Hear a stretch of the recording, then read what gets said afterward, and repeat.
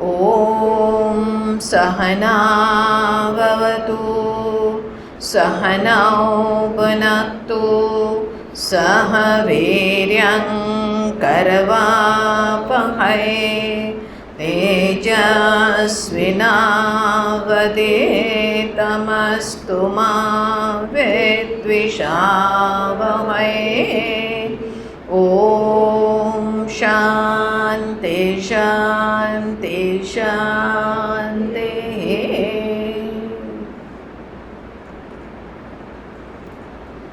सोलमा श्लोकથી પાઠ કરીએ, બીજા અધ્યાયનો 16મા શ્લોકથી। શ્રી ભગવાનુવાચ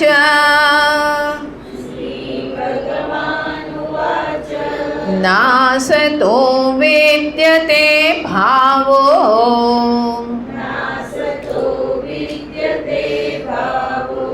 ના ભાવો વિદ્યતે સતઃ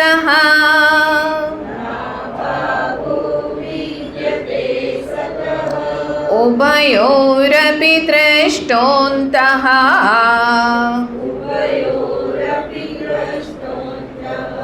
त्वनयोस्तत्त्वदर्शिभिः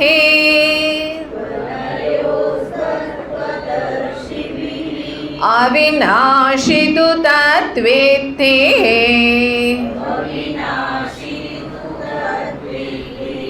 येन सर्वमिदं ततं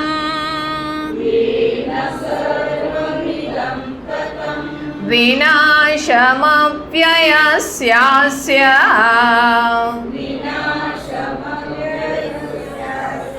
न कश्चित् कर्तुमर्हति।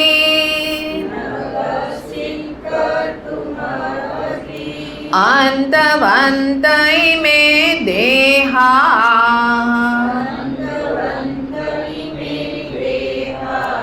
नित्यस्युक्ता शरीरिणः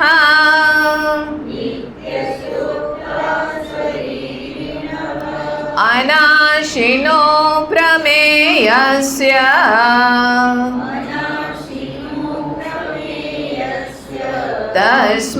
तस्माद्युध्यस्व भारत।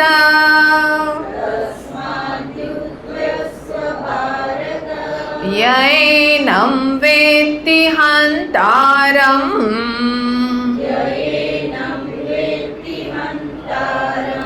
यश्चैनं मन्यते हतम्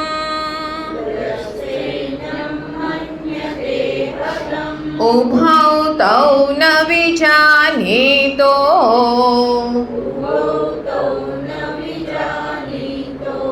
नायं हन्ति न हन्यते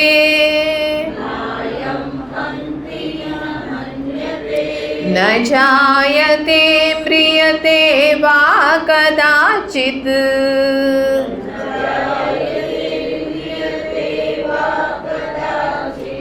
नायं भूत्वा भविता वा न भूयः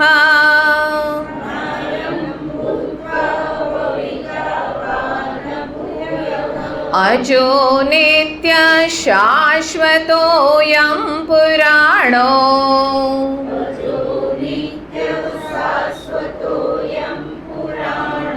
न हन्यते हन्यमाने शरीरे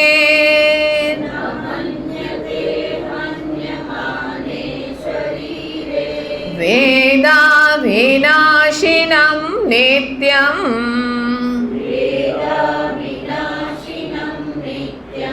य एनमजमव्ययम्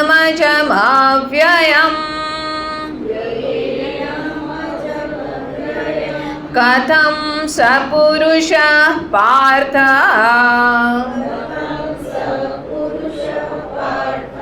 कं घातयति हन्तिकम्।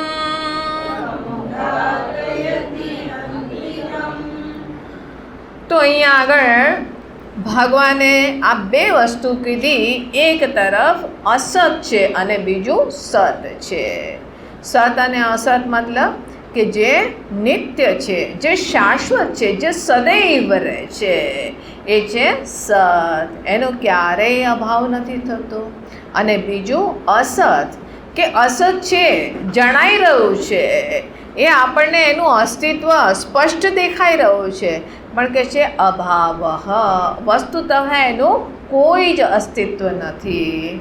તો ગઈકાલે જોયું હતું કે જેવી રીતે આ આપણને મૃગજલ, મિરાજ વોટરનો આપણને રેગિસ્તાનમાં અનુભવ થાય છે, બહુ સ્પષ્ટ થઈ રહ્યો છે. એથી પણ વધુ નિકટનું દ્રષ્ટાંત આપણું સ્વપ્ન. સ્વપ્નનું ભાન થઈ રહ્યું છે. હવે સ્વપ્નમાં તમે બદ્રીનાથ, કેદારનાથ, ઋષિકેશ યાત્રા કરીને આવ્યા, ગંગાજીમાં સ્નાન કરીને આવ્યા, કે આ ક્યાંથી આવ્યા? આ છે તે સ્વપ્નમાં પહાડ ક્યાંથી આવ્યા? તમે પોતે ત્યાં ગયા હતા? બોલે કે ના, આપણે તો અહીંયા બિસ્તર પર સૂતેલા છે. ત્યારે આપણે કહીએ કે હું તો ઋષિકેશ જઈ આવ્યા. બોલે શું વાત કરે છે, તું તો અહીંયા આગળ સૂતેલો હતો. હા, એ તો બરાબર છે, પણ હું ઋષિકેશ જઈ આવ્યો, સ્વપ્નમાં જઈ આવ્યો. સ્વપ્નમાં કેવી રીતે ગયો? તો કે નહીં, આ છે તે બહારથી બધા પહાડ ને બધું તમારા મનની અંદર આવ્યું. બોલે એ તો અંદર ના આવી શકે. તો પણ મનની અંદર આપણને જણાઈ રહ્યું છે, અર્થાત કે મનની અંદર જ તે એઝ તો એક કલ્પનાનું જગત, કલ્પનાની એક સૃષ્ટિ નિર્મિત થઈ ગઈ. જો સાચું હોત તો તમે ગંગાજીમાં સ્નાન કર્યું તો તમારા કપડાં ભીના હોવા જોઈએ. અને જો ખરેખર ભીના થયા હોય તો પાસે જે તમારો નાતીપોતી જે હોય ને એને ચેક કરી લેજો, એણે કંઈક ગડબડ કરી છે. હા, બાકી છે તે તમારા કપડાં ગંગાજીમાં સ્નાન કર્યું એટલે એનાથી ભીના ના થાય. બોલે નહીં, મેં જોયું કે આગનું દ્રશ્ય. તો બોલે કાન નાકમાંથી ધુમાડા નીકળે છે. બોલે નહીં, તો પછી આગ ખરેખર લાગી હતી. જાગીને જોઈએ છે તો એમાંનું કશું જ નથી. નરસિંહ મહેતા કહે છે ને, જાગીને જોઉં તો જગત દિશે નહીં, ઊંઘમાં અટપટા ભોગ વાસે. આપણને આ બધું જણાઈ રહ્યું છે, પણ અહીંયા આગળ કહે છે કે આ બધું અજ્ઞાનને કારણે, આ અજ્ઞાનને કારણે આપણે કલ્પના કરેલી છે. તો કહે છે કે અસત છે, ખરેખર એનું અસ્તિત્વ નથી. અને એટલા માટે સ્વપ્નમાં જઈએ છીએ ત્યારે આ જાગ્રતની કોઈ વસ્તુ ત્યાં કામ નથી આવતી. ભલે સ્વપ્નમાં આપણે ગયા અને બહુ જ ભૂખ લાગી હતી, તો આપણને એવો વિચાર નથી થતો કે હા પેલા જાગ્રતમાં ફ્રીજમાં બધું ઘણું બધું રાખેલું છે, ડ્રાયફ્રૂટ્સ પણ છે, અને અત્યારે તો કેરીની સિઝન છે તો કેસર કેરી પાકેલી છે એને પણ ફ્રીજમાં મૂકેલી છે, અને ચલો મિલ્કશેક બનાવીને પી લઈ. કોઈ વસ્તુને તમે સ્વપ્નમાં સ્મગલ કરીને લઈ જાઓ છો? નથી લઈ જઈ શકતા. હવે સ્વપ્નમાં તમને લોટરી લાગી ગઈ તો બોલે કે હા મારે છે ને ત્યાં આ ઘરનું રેનોવેશન કરાવવાનું છે, ફર્નિચર કરાવવાનું છે, મારે છે ને તે આશ્રમ બનાવવો છે, તેટલા માટે સ્વપ્નમાં મને જે લોટરી લાગી છે એને હું જાગ્રતમાં સ્મગલ કરીને લઈ આવું. થઈ શકે? બોલે નહીં. કેમ? કારણ કે કશું હતું જ નહીં. ઊંઘમાં અટપટા ભોગ પાસે દેખાય છે પણ ખરેખર છે નહીં. ન અભાવ ન ભાવ, અસતો ન અસતો વિદ્યતે ભાવો, ન અભાવ વિદ્યતે સતઃ. તો અહીંયા આગળ પછી વિચાર કરીને કીધું કે ભાઈ સત શું છે? તો શરૂઆતમાં જ ભગવાને કીધું સર્વે વયમ અતઃ પરમ. આપણે એ પરમ તત્વ છે. પરમ તત્વ અર્થાત કે જેનો ક્યારેય અભાવ નથી, જે શાશ્વત છે, આપણી એ સચ્ચાઈ છે. આપણી અંદર કોઈ પણ જાતના જન્મ મરણ આદિ વિકાર નથી થતા. અહીંયા તો ભગવાને કીધું કે જે વ્યક્તિ પોતાને કર્તા માને છે અથવા તો કર્મ માને છે. આ કોણે કર્યું? તો કે મેં કર્યું. કોઈ સારું વસ્તુ થયું? મેં કર્યું. અને કીધું કોણે તોડ્યું? તો કે મારાથી તૂટી ગયું. જો મેં તોડ્યું નથી કહેતા, મેં તોડ્યું એટલું આપણે ને, મારાથી તૂટી ગયું અને આ મેં કર્યું. આપણે પોતાના ઉપર કર્તાપણાનું પોતાના ઉપર છે. કેમ તૂટી ગયું? આને કારણે. કેમ આ દિવાલ કાચી રહી ગઈ? પેલું છે ને, ટકે શેર ભાજી ટકે શેર ખાજા. કે આ દિવાલ છે ને તે એ બરાબર નથી ચણી, એટલે છે તે આ દીવારમાં બાકોરું પાડતા પેલા ચોર, હા, દીવાલ તૂટી ગઈ, ચોર દબાઈને મરી ગયા. હવે જો ચોર ચોરી કરવા ગયા હતા એનું કંઈ નહીં, પણ એ ચોર મરી ગયા અને એટલા માટે દિવાલ કોણે બનાવી હતી? ફાઇનલી કે પેલો ભીષ્ટી જે એમાં માલમાં જે સિમેન્ટ ઇત્યાદિમાં પાણી મેળવતો હતો, તો કે એ છે તે પાણી વધારે પડી ગયું, એની ભૂલ છે. એ પેલો ત્યાંથી મુલ્લાજી દુબલા પતલા એક નીકળતા હતા ને, એ મુલ્લાજી એ વખતે નીકળ્યા, એને કારણે આ થયું. મારો દોષ નથી, પણ એ નીકળ્યા તો મારું ધ્યાન ડાયવર્ટ થઈ ગયું. હવે કોને આપણે આક્ષેપ કરો? એ આ વસ્તુનો જિમ્મેદાર કોણ છે? એ વ્યક્તિ છે. મારા જીવનમાં પ્રોબ્લેમ કોને કારણે છે? ફલાણી વ્યક્તિને કારણે છે. આપણે તરત જ બીજાના ઉપર દોષના ઠીકરા મળી દેતા હોઈએ. તો અહીંયા આગળ કહે છે કે કોઈ કર્તા માને છે અથવા કોઈને કર્મ માને છે. ઉભવ તૌ ન વિજાની, તો આ બંને નથી જાણતા, કારણ કે નથી હું કરતા કે નથી હું કોઈનું કર્મ. ન મારો જન્મ છે ન મૃત્યુ છે, ના એવું પણ નહીં કે પહેલાં અસ્તિત્વ નહોતું, પછી એક દિવસ મારો જન્મ થયો અને એક દિવસ મારું અસ્તિત્વ નહીં રહે. તો કે આ છે તે જન્મથી મૃત્યુના વચ્ચે જે વિકારો છે, આમાંના કોઈ જ વિકાર મારા નથી. આપણે આ શરીરમાં ષટ વિકારનો અનુભવ થાય છે ને, કે એક સમયે આ શરીર અસ્તિત્વમાં નહોતું, પછી અસ્તિત્વમાં આવ્યું, તો કે અસ્થિ. પછી કીધું જાયતે, અર્થાત જન્મ થયો. પછી જન્મ થયા પછી વિપરિણમતે, એ છે તે ધીમે ધીમે અસ્થિ જાયતે વર્ધતે, એની વૃદ્ધિ થાય છે. છોકરાનો જન્મ થયો, પછી બાળક ધીમે ધીમે મોટું થયું, પછી કે છે એની અંદર અનેકો શરીરમાં ચેન્જીસ આવ્યા, અનેકો એમાં વિકાર ઉત્પન્ન થયા, અને એ પછી ધીમે ધીમે અપક્ષીયતે, પછી એક સમય આવે કે હવે આ શરીર છે એ ક્ષીણ થવા લાગ્યું, એની વૃદ્ધાવસ્થા આવવા લાગી, અને પછી અંતતઃ મ્રિયતે.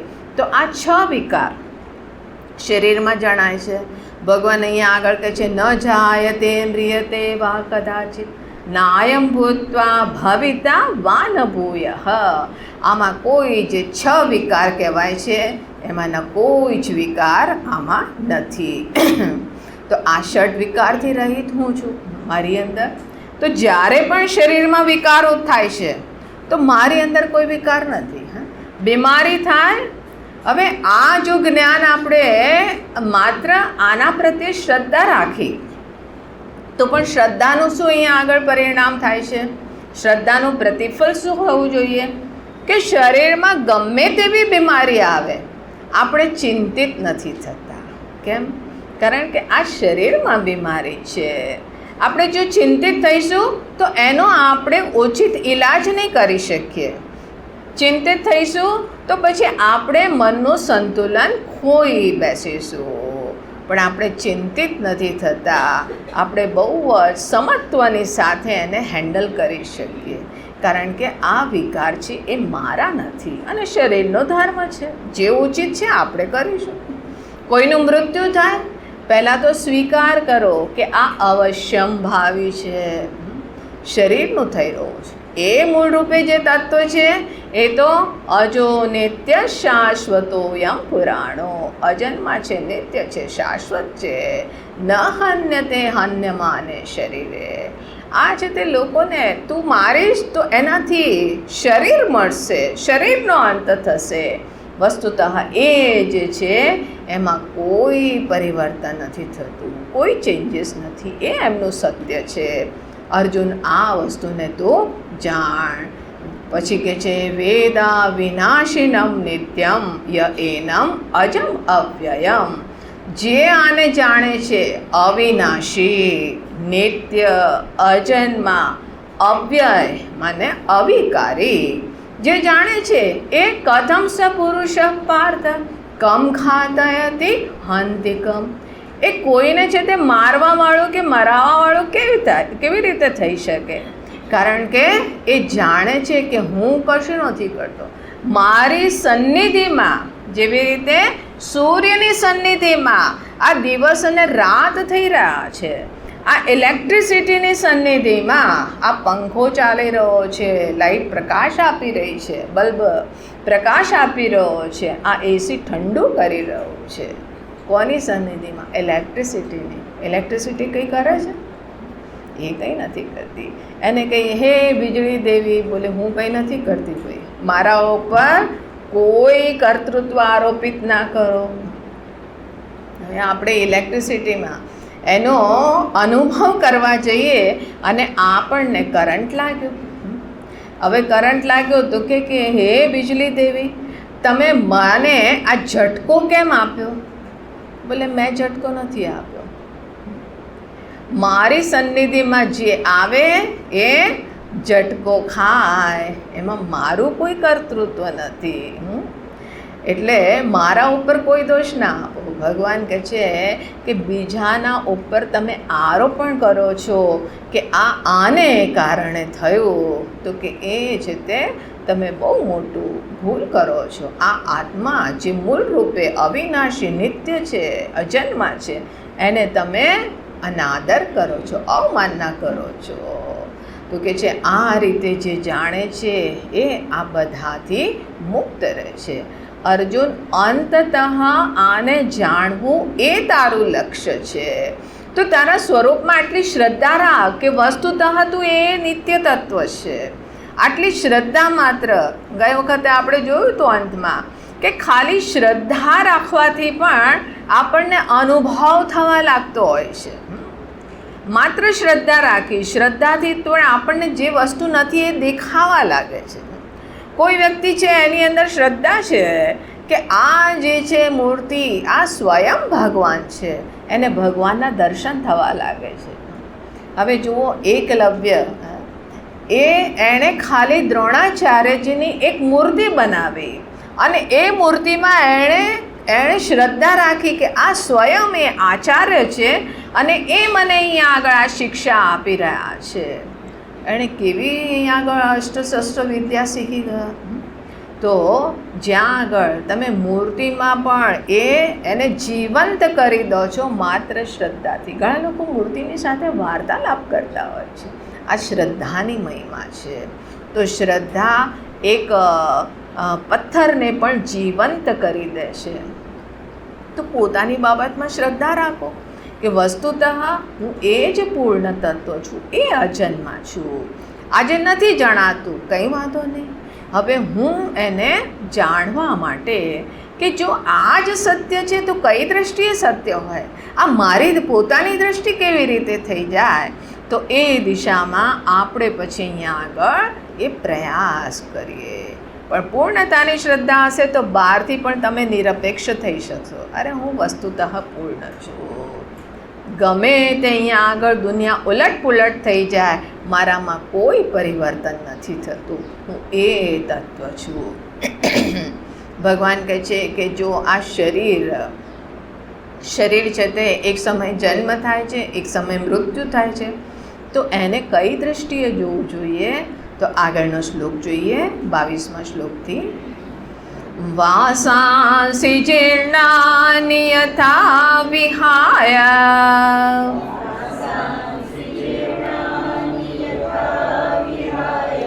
નવાનિ ગૃહ્ણાતિ નરોપરાણિ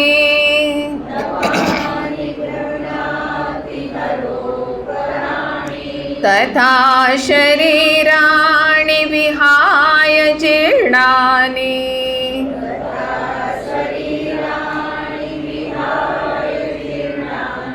અન્યાનિ સંયાતિ નવાનિ દેહિ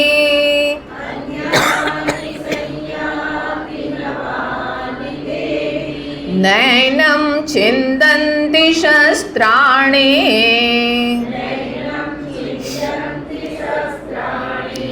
નૈનમ દહતિ પાવકઃ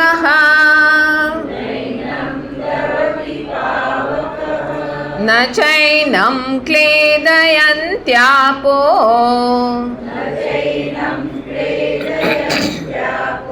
न शोषयति मारुतः अच्छेद्योऽयमदाह्योऽयम् अक्लेद्यो शोष्य एव च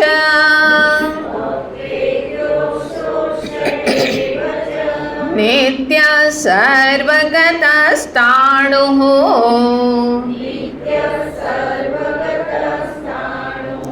अचलोऽयं सनातनः अव्यक्तोऽयमचिन्त्योऽयम्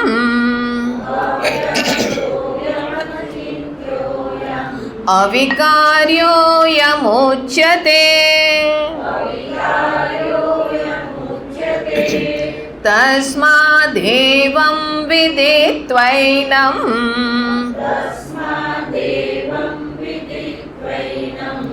नानुशोचितुमर्हसि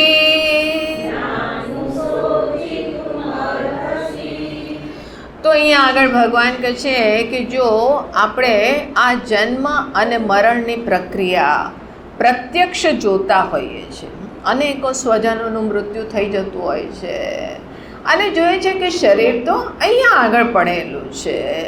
હવે એ છે તે અહીંયા આગળ શરીર પડેલું છે, આપણે સમજીએ એનું અસ્તિત્વ ખતમ થઈ ગયું અને એનાથી આપણે શોકાકુલ થઈએ છીએ.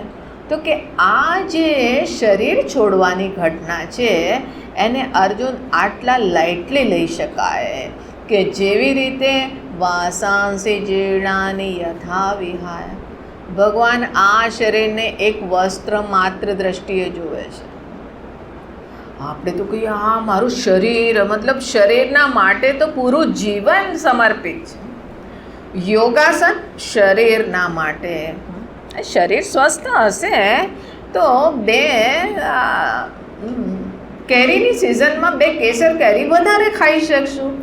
શરીર સ્વસ્થ હશે તો વરસાદના મોસમમાં હા ભજીયાના તો કજિયા જ છે ભાઈ, બે ભજીયા વધારે ખાઈ શકશું. કોલેસ્ટ્રોલની પ્રોબ્લેમ નહીં, શરીર સ્વસ્થ. એટલા માટે શરીરને સ્વસ્થ કરીએ છીએ. શરીરને સ્વસ્થ રાખવું, બોલે શરીર સ્વસ્થ. જો લાંબુ જીવવું હોય તો પછી શરીર સ્વસ્થ રાખવું. પ્રાણાયામ રેગ્યુલર કરો. જે લોકો પ્રાણાયામ કરતા હતા, અષ્ટાંગ યોગના પ્રદાતા પાતંજલિ ઋષિ, આજે એમનું શરીર નથી. એટલે એવું ના વિચારીએ કે આ કરીશું તો લાંબુ આયુષ્ય થશે, મતલબ કે ઇટર્નલ થઈ જઈશું. આ શરીરનો ધર્મ છે. જે રીતે કીધું આ જાયતે મ્રિયતે વર્ધતે વિપરિણમતે અપક્ષીયતે વિનશ્યતિ. આ એનો ધર્મ છે, આમાં તો પરિવર્તન થવાનું જ છે. અર્જુન આને એટલું મહત્ત્વ ના. પહેલાં તો આ વસ્તુ આપણને સ્વીકાર હોવી જોઈએ. એક સજ્જને મને પૂછ્યું કે તમે સંન્યાસી, હવે કોઈ પણ ધાર્મિક અથવા આધ્યાત્મિક દેખાય એટલે સૌથી પહેલો એને હોય કે આ જ્યોતિષ તો જાણતા હશે. ટ્રેનમાં હતા તો હાથ એમ કરી અને મને કે, મેં કીધું શું? તો કે કંઈ જાણો છો તમે? હાથ વાત જુઓ છો? મેં કીધું ના. તો શું કરો છો? મેં કીધું શું કરો છો એ વાત જુદી, પણ હું હાથ નથી જોતી. નહીં હાથ નથી જોતા. મેં કીધું જો ભાઈ અમારા છે ને સિલેબસમાં જ્યોતિષ વિદ્યા નહોતી. બોલે અરે આવા કેવા સંન્યાસી છો, કંઈક તો કહેતા હશો. મેં કીધું હા એક વસ્તુ જાણું છું, હું કોઈ પણ વ્યક્તિ મને પૂછે ને કે મારું ભવિષ્ય બતાવો તો હું એને એક જ વસ્તુ બતાવું છું. તમે કહો તો હું તમને કહું. તો કે હા કોને? મેં કીધું તમારું મૃત્યુ થવાનું છે. હે? મારું મૃત્યુ થવાનું છે? હા તમે મરવાના છો. ક્યારે? મેં કીધું મેં તમને કીધું તું એક જ વસ્તુ કહીશ, બીજી વસ્તુ નહીં કહું. એ તમને કહી દીધું તમે એક વખત મરવાના છો. હવે ક્યારે એ હું નહીં કહું.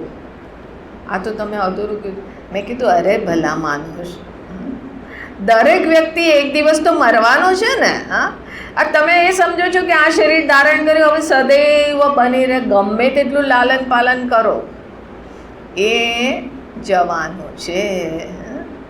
જેમ કે જવાની છે એવી રીતે શરીર પણ જવાનું છે.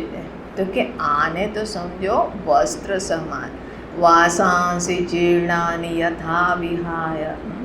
વસ્ત્ર નવા ધારણ કર્યા, હવે જૂના થઈ ગયા તો એને છોડી દીધા, અથવા એનું પ્રયોજન પૂરું થઈ ગયું તો તમે થોડી વસ્ત્રને ધારણ કરી રાખો છો કે ભાઈ આ અમે લગ્નમાં ગયા હતા અને સજી ધજીને બહુ પેલા જ્વેલરીઝ ને ભારી ભરકમ સાડી કે અથવા સૂટ બૂટ પહેરી અને લગ્નમાં ગયા હતા, અને પછી વિચાર્યું કે હા હવે એ પેલા પાર્ટી પ્લોટની પાસે જ છે રામકૃષ્ણ સેવા સમિતિ, ચલો આપણે પ્રવચનમાં પણ જતા આવીએ.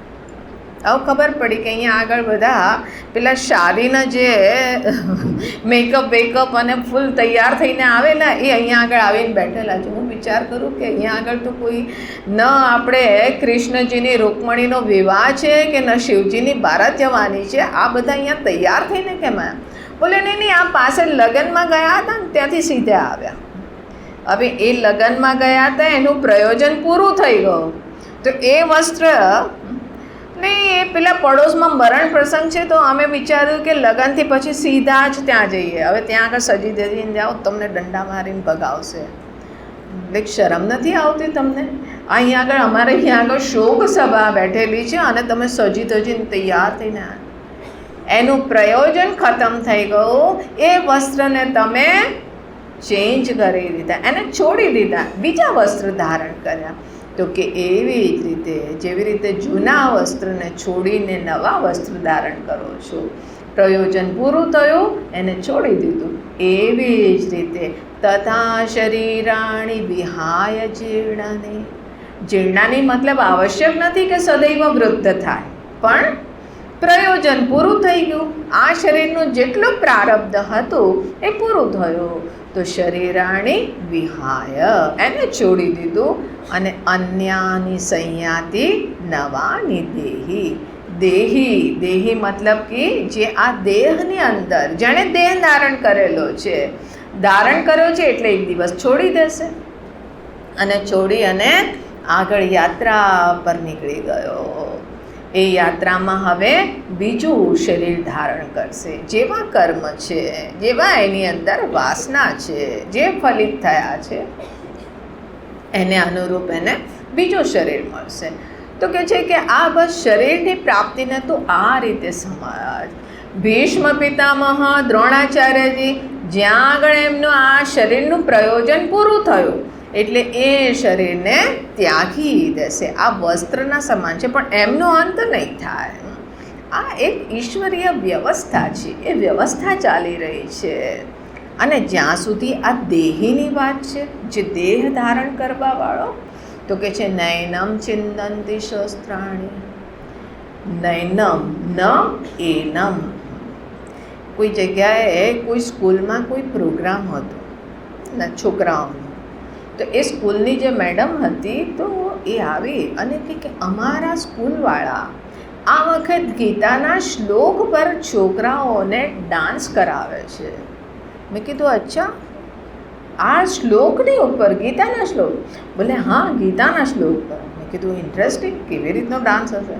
હવે એની સાથે એક એની સ્ટુડન્ટ હતી, બોલે બેટા બતાવો પેલો શ્લોક. હા, તો એણે શરૂ કર્યું, નૈનમ ચિંદંતી શસ્ત્રાણી. હે ભગવાન, આ નૈનમથી મતલબ કે નયન નથી, ન એનમ.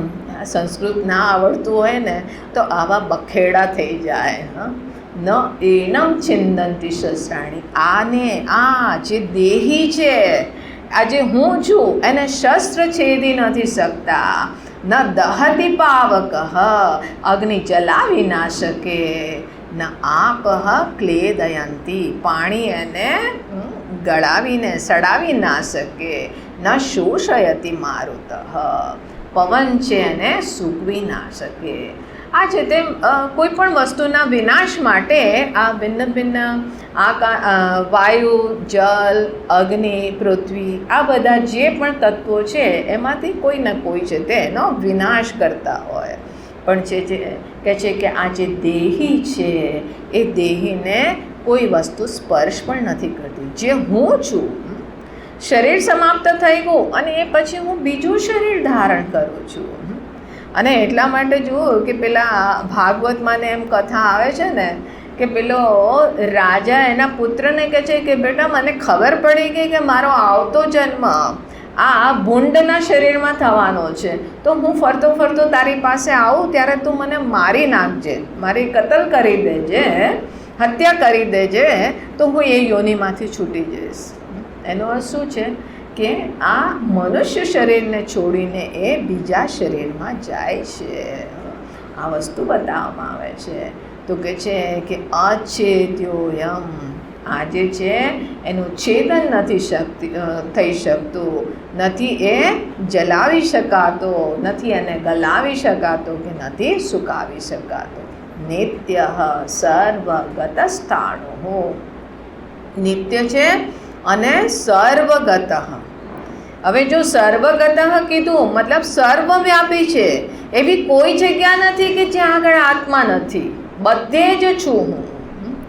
બધે છું તો હું જણાતો કેમ નથી? તો કે જેવી રીતે મારું પ્રતિબિંબ બધે જ હોય છે પણ બધે નથી દેખાતું. ક્યાં દેખાશે? જ્યાં આગળ મિરર છે અથવા તો પાણી છે ત્યાં આગળ જ મારું રિફ્લેક્શન દેખાશે. તો એના માટે એક એવી સરફેસ જોઈએ. એ આપણું જે અંતઃકરણ છે એમાં એ જણાઈ રહ્યું છે. સર્વગત સ્થાણુ અચલોયમ સનાતઃ, સ્થિર છે, બધે છે એટલા માટે સ્થિર છે, ક્યાંય આવતો જતો નથી. તમે અહીંયા આવ્યા તો આત્માને કેરી કરીને નથી લાવ્યા. જશો તો હવે કે આત્માને લઈ જાય છે, બોલે આત્મા નથી આવતો કે નથી જતો. તો કે આપણે મરી જઈએ છીએ, મૃત્યુ થાય છે ત્યારે શું જાય છે અહીંયાથી?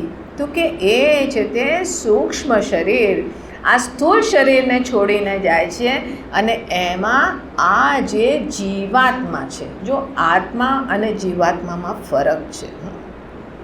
આત્મા છે સર્વગત, એ આપણું સત્ય છે, અને જીવાત્મા છે એ જેવી રીતે એક રિફ્લેક્ટેડ કોન્શિયસનેસ, પ્રતિબિંબિત ચેતના, કે જેવી રીતે એક બાલટી છે પાણીની, એ બાલટીની અંદર જે પાણી ભરેલું છે અને સૂર્યનું એમાં પ્રતિબિંબ પડી રહ્યું છે. હવે જ્યારે પ્રતિબિંબ પડે છે તો જ્યારે પાણીની અંદર કંઈક હલચલ થઈ રહી છે તો પ્રતિબિંબમાં પણ હલચલ દેખાય છે ને. અને એ છે તે જ્યાં પાણી એમાંથી વહી ગયું તો પછી પ્રતિબિંબ પણ એમાંથી વહી ગયું. એ પ્રતિબિંબ એમાં રહે છે? બોલે નથી રહેતું. પણ એ પ્રતિબિંબ જે છે એનું હોવું કોને કારણે છે? સૂર્યને કારણે. એનું સત્ય શું છે? સૂર્ય. પણ પ્રતિબિંબનું સ્વતંત્ર અસ્તિત્વ છે? સ્વતંત્ર અસ્તિત્વ નથી.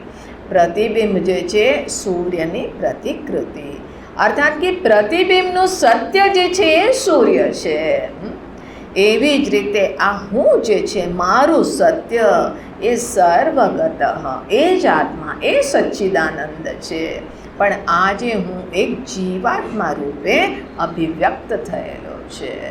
એ જીવાત્મા છે એ અહીંયા આગળ સૂક્ષ્મ શરીરની સાથે પોતાના કર્મ અને એ બધાને અનુરૂપ અહીંયા આગળથી પ્રયાણ કરે છે અને નવું શરીર ધારણ કરે છે. તો કે છે કે હું બધે જ છું, સર્વગત સ્થાણુ, હું સ્થિર છું. એક શરીરને છોડીને બીજા શરીરમાં જાઉં છું તો કે હું ક્યાંય આવતો જતો નથી. એ વખતે પહોંચું. અચલોયમ, અચલ છે, એમાં કોઈ ચલન નથી. સનાતન, જેવો પહેલાં હતો એવો જ છે, એમાં કોઈ વિકાર પરિવર્તન કશું જ નથી થતું. અવ્યક્તોયમ અચિંત્યોયમ અવિકાર્યોયમ ઉચ્યતે. ભગવાન કહે છે ઉચ્યતે. ઉચ્યતે માને કહેવામાં આવે છે. अब भगवान કહે છે એ પર્યાપ્ત છે, કહેવામાં આવે છે, મતલબ કોણ કહે છે? તો કે વેદોમાં કીધેલું છે.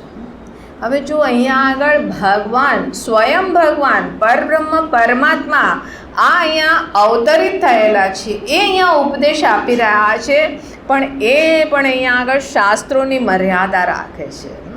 એ કહે છે કે પ્રમાણ, આ જ્ઞાન માટે જે પ્રમાણ છે એ તો આપણા વેદ જ પ્રમાણ છે, અને વેદમાં જે વસ્તુ કીધેલી છે એ જ હું તને અહીંયા આગળ જણાવું છું.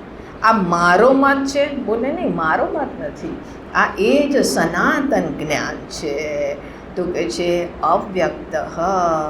આત્મા દેખાતો કેમ નથી? બોલે અવ્યક્ત છે, જે વ્યક્ત નથી.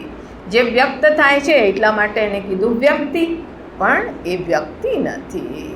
એ વ્યક્તિત્વથી પરે એ હું જે એ સત્તા, જીવંત સત્તા છું.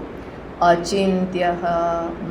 અચિંત્ય, અચિંત્યનો મતલબ કે એનું ચિંતન કરી શકો, એને કોઈ આપણી ઇન્દ્રિયોથી, જેવી રીતે કોઈ શબ્દને સાંભળો છો, કોઈ સ્પર્શ કરી શકો છો, કોઈ દ્રશ્ય જોઈ શકો છો, એવી રીતે આત્મા જણાશે? બોલે કે નહીં જણાય. મનથી એનું મનન થશે? બોલે મનન થાય છે, પણ એ આત્મા જે છે એને શબ્દ સ્પર્શ નથી કરતા. બોલે કેમ નથી કરતા? કે એવી જ રીતે કે આ જે લાઇટ છે, આ બલ્બ છે, એ કોના થકી પ્રકાશિત થઈ રહ્યો છે? ઇલેક્ટ્રિસિટીથી. તો કે આ લાઇટના પ્રકાશમાં તમે ઇલેક્ટ્રિસિટીને જોઈ શકો? એનાથી તમે ના જોઈ શકો. પણ હા, આમાં પ્રકાશ આવે છે, એનો શું અર્થ છે? પાછળ ઇલેક્ટ્રિસિટી છે. એક મેં પ્રસંગ સાંભળેલો કે એક મહાત્માજી કોઈ ઇન્ટિરિયર બહુ જ એમાં એમણે આશ્રમ બનાવ્યો. હવે આશ્રમ બનાવ્યો અને ત્યાં આગળ એમણે શહેરથી એક છે તે લાઈન ખેંચી અને એક વીજળીનું કનેક્શન લીધું.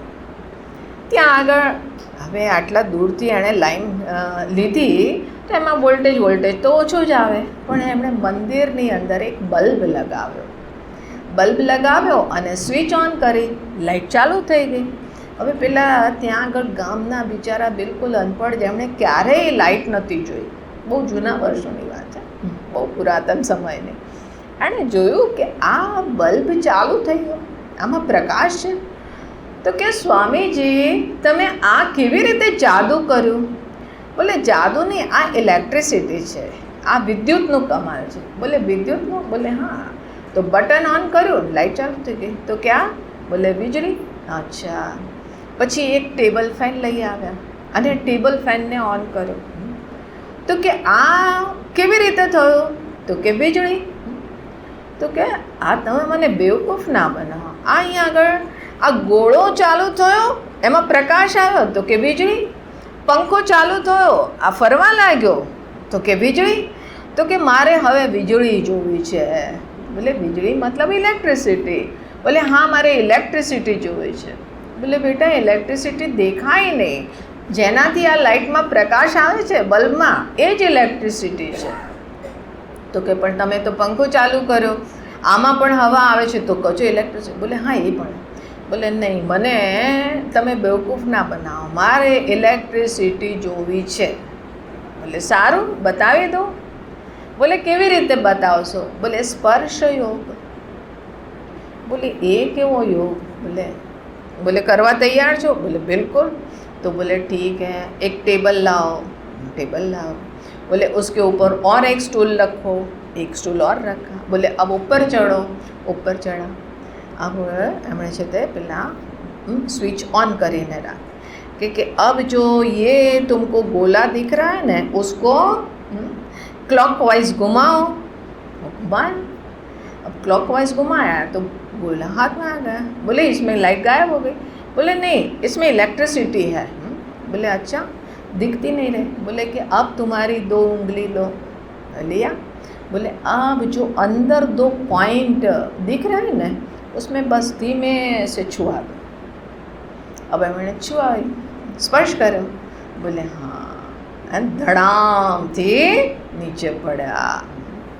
जोर का झटका धीरे से लगा। स्वामी जी ने क्या हुआ, ये इलेक्ट्रिसिटी है। अब એને अपरोक्ष अनुभव થયો। બોલે કે क्या होता है बिजली, હવે એને સાક્ષાત અનુભવ થયો। હવે એ સ્વામીજી એની પાછળ પાછળ ફરે છે। બોલે કે अच्छा तुम ये बताओ कि बिजली होती कैसी है, तो बोले छू हो तो जानो। તો કે એવી જ રીતે કે બલ્બમાં પ્રકાશ આવે છે, એનો અર્થ એમ કે પાછળ ઇલેક્ટ્રિસિટી છે, એટલે બલ્બના પ્રકાશથી તમે વીજળીને ના જોઈ શકો। આજે મારી વાણી બોલી રહી છે, મારું આ મન જે છે એ વિચાર કરી રહ્યું છે, કાન સાંભળી રહ્યા છે, આંખ જોઈ રહી છે, એ જે ચેતનાથી જોઈ રહ્યા છે એ જ અહીંયા આગળ એ હું છે, એ ચેતના છે। અને એ ચેતના છે। હવે જેને કારણે મારું મન ચિંતન કરી રહ્યું છે, એનું મન કેવી રીતે ચિંતન કરી શકે? અચિંત્ય અવિકાર્ય, એમાં કોઈ વિકાર નથી થતા। તસ્માદ એવમ વિદિત્વૈનમ, અને એટલા માટે અર્જુન આ વસ્તુ જાણીને એનમ ન અનુશોચિતમ અર્હસી, એટલા માટે અર્જુન શોક કરવા જેવું નથી। આમાં શોક તારો કોઈ પણ રીતે અહીંયા લોજિકલ નથી અર્જુન, તું શોક કરવાનું બંધ કર। જીવનમાં શોક જે છે એ આપણે જ્યારે સત્યને, રિયાલિટીને જાણતા નથી કોઈ પણ પરિસ્થિતિમાં, કે આપણે જ્યાં આગળ સાચું જોઈ લઈએ તો આપણને શોક નહીં થાય, કારણ કે સ્વીકૃતિ થઈ જશે કે હા તો આમ જ થવાનું છે। અને એટલા માટે સત્યને જાણો તો તમારા જીવનમાં ક્યારેય શોકનું સ્થાન નહીં રહે। અર્જુન આ વસ્તુ જાણ। અર્જુન કહે છે કે ભગવાન પણ અહીંયા આગળ તો મને એવું લાગે છે કે જન્મ થાય છે, મરણ થાય છે, આત્મા તો બહુ દૂરની વાત છે, તમે તો કહો છો દેખાતું નથી। બોલે હા નથી દેખાતું, અવ્યક્ત છે। બોલે હા, અને અત્યારે મનોસ્થિતિ પણ એવી નથી કે મને એ વસ્તુ દેખાઈ જાય, તમે કીધું અને મને આત્મ સાક્ષાત્કાર થઈ જાય। બોલે નથી, બિલકુલ નથી।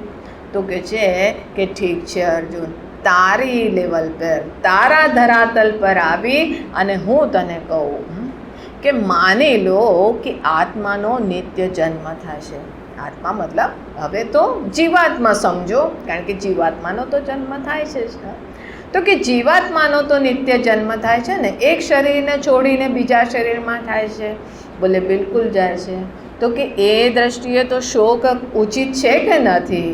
તો ભગવાન એનો પણ જવાબ આપે છે। તો આગળના શ્લોકમાં કહે છે અથ ચૈનમ નિત્ય જાતમ નિત્યમ વા મન્યસે મૃતમ તથાપિ ત્વં મહાબાહો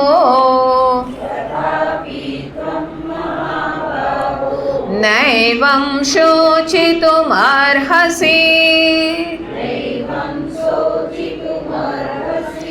જાતસ્ય હિ ધ્રુવો મૃત્યુઃ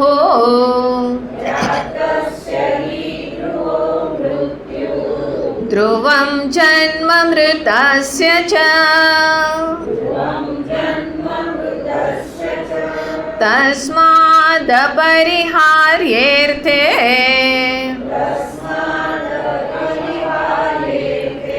ન ત્વં શોચિતુમર્હસि।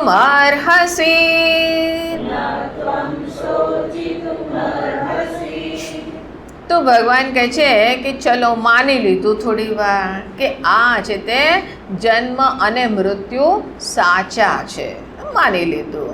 તો કે અથ ચૈનમ નિત્ય જાતમ નિત્યમ વા મન્યસે મૃતમ, તો આને નિત્ય સદૈવ જન્મવાન અને મરણવાન જો માને છે કે આનો તો જન્મ થાય જ છે, આનું મૃત્યુ પણ થાય છે, તો કહે છે કે એ તો પછી તથાપિ ત્વં મહાબાહો નૈવં શોચિતુમર્હસि, કારણ કે તું જ કહી રહ્યો છે ને કે ભગવાન એનો તો જન્મ પણ થાય છે અને મૃત્યુ પણ થાય છે, મતલબ જે થઈ રહ્યું છે અવશ્યંભાવી છે, તો એને સ્વીકાર કરો।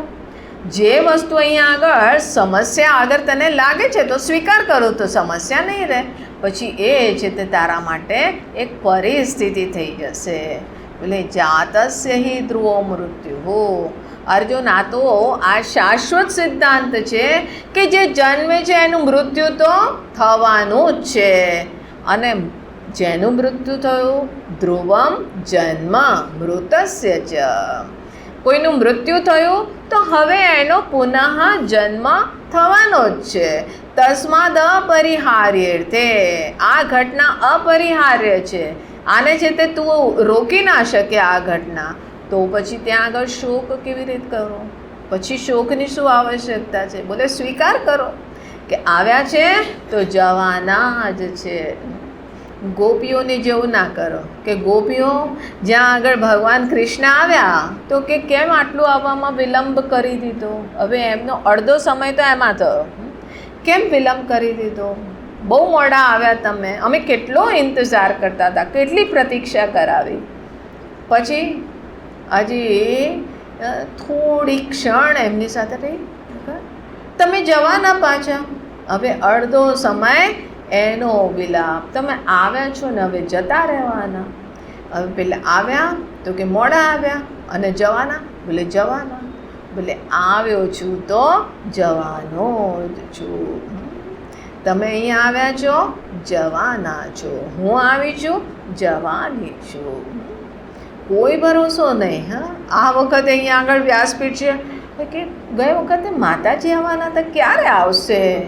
બોલે ગયા. બોલે ક્યાં ગયા? બોલે ગયા ત્યાં ગયા જ્યાંથી કોઈ પાછું નથી આવતું. બોલે ગયા. હાય હાય હાય હાય માતાજી, વ્યાસપીઠ પર બેસીને તમે શુભ શુભ બોલો. અરે જ્યોતિષ વિદ્યા ખબર છે ને? હા, એક જ વસ્તુ સત્ય છે. બધાના માટે કહું છું, તમે બધા મરવાના છો એક દિવસ. વ્યાસપીઠ પર બેસીને શ્રાપ નહીં, શ્રાપ નથી આપતો, સચ્ચાઈ બતાવું છું. બધા જ મરવાના છીએ એક દિવસ. ક્યારે મરવાના છે નથી ખબર. એક સજ્જન છે તે અમારા ગુરુદેવ પાસે જતા, અને હંમેશા એમ કે સદૈવ કે આ બ્રિજ છે ને અમેરિકામાં, એ એક દિવસ તૂટી જવાનો છે અને બધા જ આ શહેર ખતમ થઈ જશે. એકવાર કે બિઝનેસ તો કરવો છે પણ એમાં કેપિટલ ઇન્વેસ્ટ કરવી એ છે તો બેકાર છે, આપણું ફાલતું જશે. બોલે કેમ? તો કે જે ન્યુક્લિયર બ્લાસ્ટ થવાનો છે અને એટલા માટે બધું જ ખતમ થઈ જશે, આ શહેર વેર બધું ખતમ થઈ, બધા મરી જવાના. તો કે તો આ તો સૌથી ઉચિત ટાઈમ છે, અત્યારે જ કરવું જોઈએ. કારણ કે બધું ખતમ થવાનું છે તો કેપિટલ રાખીને શું ફાયદો છે? એને લગાવી દે, ઇન્વેસ્ટ કરી દે, હોઈ શકે તું બચી જાય. તો કે અચ્છા એવું છે? બોલે હા. પણ પછી કે છે કે જો આમે તે કેપિટલ રાખવાનો ફાયદો નહીં, કારણ કે ન્યુક્લિયર બ્લાસ્ટ થયું, માની લો કે તું બચી ગયો, પણ બાકી બધા જો મરી ગયા, ખતમ થઈ ગયા, તો પછી એક વસ્તુ રહેશે કે અહીંયા આગળ કોઈના પરચેઝર હશે, કોઈ ડીલર હશે, કોઈ અહીંયા આગળ યુઝર હશે. તો હવે આ તારા બિઝનેસનો કોઈ ફાયદો નથી. જો વધારે લોકો બચી ગયા તો તારો બિઝનેસ ચાલી જશે, અને નહીં ચાલે તો એગ્રીકલ્ચર તો છે જ, તે એ કરજે. હા, પણ સ્વામીજી બધા જ મરી જશે. તો કે બધા મરી જશે તો એમાં ડરવાની શું વાત? બધા એક સાથે બીજી જગ્યાએ જશો, તને અજાણ્યું નહીં લાગે, તારે કોઈને પૂછવું નહીં પડે કે ક્યાં જવું, શું કરવું. બોલે બધા સાથે જ જશો તો તને એમ જ લાગશે કે અહીંયા આગળ હતા એવા જ ત્યાં છે. નવી દુનિયામાં બધા પિકનિક મનાવશો. બોલે કે શું કામ જે વસ્તુ નથી, અત્યારે ઘટના નથી ઘટિત થઈ એની ચિંતા કરીને રડે છે, અથવા તો આપણે ભવિષ્યમાં અરે મરી જઈશું શું થશે? અપરિહાર્ય મરવાના છે. મૃત્યુને સદૈવ યાદ રાખો. જો સદૈવ યાદ રાખશો તો પછી તમને એનાથી ભયભીત નહીં થાવ, અને જે કાલે કરવાનું છે એ આજ કરો. એવું ના કહો કે आज करे सो कल करे सो परसों, इतनी भी क्या जल्दी है, जीवन है बरसों. बोले कोई भरोસો નહીં. એક છીંક આવી અને એની સાથે ગયા. બોલે ખબર નહીં આ અહીં આગળ પેલા છીંક આવી ને તો પેલા બ્રેનની નસ ફાટી ગઈ ને હેમરેજ થઈ ગયો, અને રામ નામ સત્ય હે. કોઈ ભરોસો છે? શ્વાસ લીધો અંદર, છોડ્યા પછી ફરીથી તમારો તમારી સ્વતંત્રતા નથી, તમે લઈ શકો.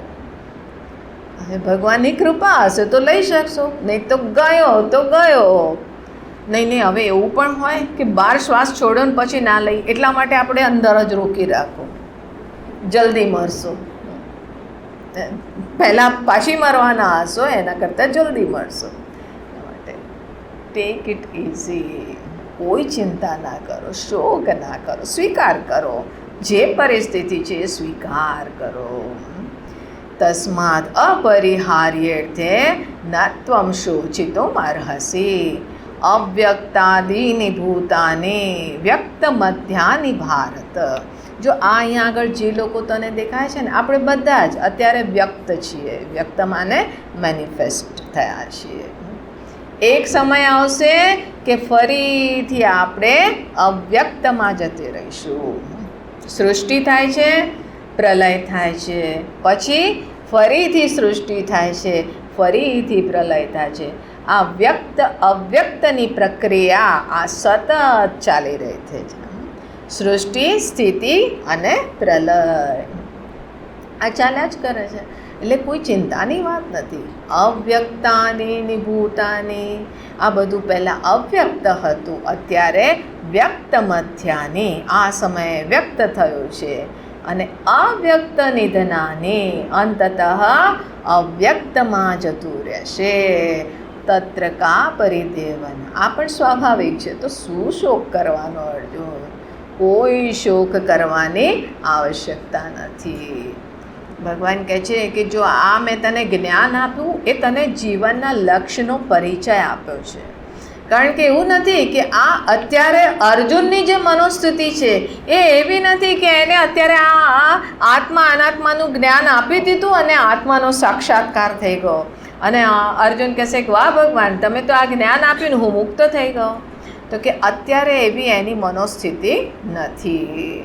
જો એવી હોય તો પછી અહીંયા આગળ લોકો વર્ષો સુધી સાધના કરે છે, જ્ઞાન પ્રાપ્ત કરે છે, અનેકો ગ્રંથોનું અધ્યયન કરવામાં આવે. અને એના માટે પણ શરત છે કે કેવું અંતઃકરણ હોવું જોઈએ? સાધન ચતુષ્ટ સંપન્ન. આ સાધન ચતુષ્ટ જેની અંદર વિવેક છે, વૈરાગ્ય છે, શમ, દમ, શ્રદ્ધા, સમાધાન, તિતિક્ષા, ઉપરતિ અને મુમુક્ષુત્વમ. આ જેની અંદર આ અંતઃકરણની અંદર આ બધા ગુણ છે, સંપત્તિ છે. તો કે એ જ અહીંયા આગળ તત્વ વિવેક અધિકારી, એ જ જ્ઞાનનો અધિકારી બને છે. અત્યારે અર્જુનની સ્થિતિ તો છે નહીં, તો પછી આપણી અંદર પણ એ અગર આ વસ્તુ નથી, વિવેક નથી, વૈરાગ્ય નથી, તો પછી આપણને તો જ્ઞાન થશે નહીં. તો પછી પ્રાપ્ત કરવાનો શું મતલબ છે? ભગવાન અહીંયા આગળ અર્જુનને આ બધું બતાવે છે, એનો અર્થ એમ કે ભગવાનને ખબર નથી શું? નહીં, ભગવાને વિચાર્યું કે ટ્રાય મારી લો. જેવી રીતે પેલા ડૉક્ટરની પાસે જાઓ અને ડૉક્ટર કહે કે પહેલાં હું તમને આ ડોઝ આપું છું, જો આ છે તે રેમેડી કામ કરી જાય તો ઠીક છે, અને લગ ગયા તો તીર, નહીં તો તુક્કા. બોલે કે અગર આ નહીં તો પછી આપણે બીજી મેડિસિન ટ્રાય કરીશું, એ ના લાગે તો પછી આપણે ત્રીજી મેડિસિન ટ્રાય કરીશું. ભગવાન એટલા મોહિત છે, એટલા ભ્રમિત છે કે એમને અર્જુનની મનોસ્થિતિ નથી ખબર. અને આ યુદ્ધના મેદાનમાં ભગવાન ટ્રાયલ એન્ડ એરરથી ચાલે છે કે અર્જુનને પહેલાં આ જ્ઞાન આપ્યું, બોલે કે આ જ્ઞાન થઈ જાય તો ઠીક છે, અને નહીં થાય તો પછી હું એને બીજું જ્ઞાન આપું. અહીંયા આગળ ભગવાનને કોઈ એવો મોહ નથી, પણ છતાં પણ ભગવાન એને આ જ્ઞાન કેમ આપે છે? એની પાછળનું પ્રયોજન એ છે કે આપણને ખબર હોવી જોઈએ કે સત્ય શું છે. સત્ય આગળ આપણને દેખાય કે ના દેખાય, પણ આપણને ખબર તો હોય. આપણે અહીંયા આગળ જે કરી રહ્યા છે, અર્જુનનો અહીંયા આગળ છે મૂળભૂત પ્રશ્ન શું છે કે મારો ધર્મ શું છે? તો ધર્મનું મારે પાલન કરવું છે તો કયા એટીટ્યૂડથી કરવું, કેવી ભાવનાથી કરવું, એનું મને ક્યારે અહીંયા આગળ સ્પષ્ટતા થાય કે જ્યારે મને મારું જીવનનું લક્ષ્ય ખબર હોય. એટલા માટે પહેલાં લક્ષ્ય કે આ અર્જુન તારા જીવનની આ સંભાવના છે, હાઈએસ્ટ પોસિબિલિટી છે, એમાં તારે જાગવું એ જીવનનું લક્ષ્ય છે અને એના માટે તારે અહીંયા આગળ વર્ક કરવાની જરૂર છે. તો એટલા માટે ભગવાન અહીંયા આગળ આ લક્ષ્ય બતાવે છે કે અંતતઃ તું પોતાને જાણ, આ તારું તત્વ છે. તો એટલા માટે ભગવાન કહે છે કે જો અર્જુન, મેં તને આ કીધું પણ એમ ના સમજતો કે આનાથી તને જ્ઞાન થઈ જશે. તો એની અહીંયા આગળ દુર્લભતા બતાવતા આગળ કહે છે 29મા શ્લોકમાં, આશ્ચર્યવત પશ્યતિ કશ્ચિદેનમ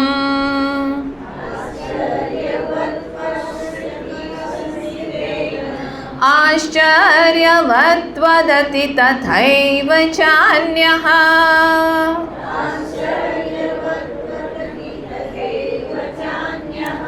આશ્ચર્યવચ્ચૈનમન્યઃ શૃણોતિ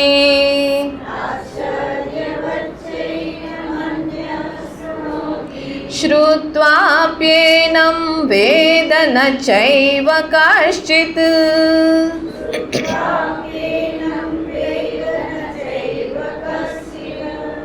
ભગવાન કહે છે કે આ તત્વ જે મેં તને બતાવ્યું તો એને જોવે છે જે વ્યક્તિ આને જાણી લે છે, પોતાની આત્મા રૂપે જાણી લે છે કે હું એ નિત્ય મુક્ત તત્વ છું, હું એ અજન્મા અવિનાશી શાશ્વત તત્વ છું કે જે અહીંયા આગળ ન હન્યતે હન્યમાને શરીરે, જે નિત્ય છે, સર્વગત છે, સર્વાત્મા છે.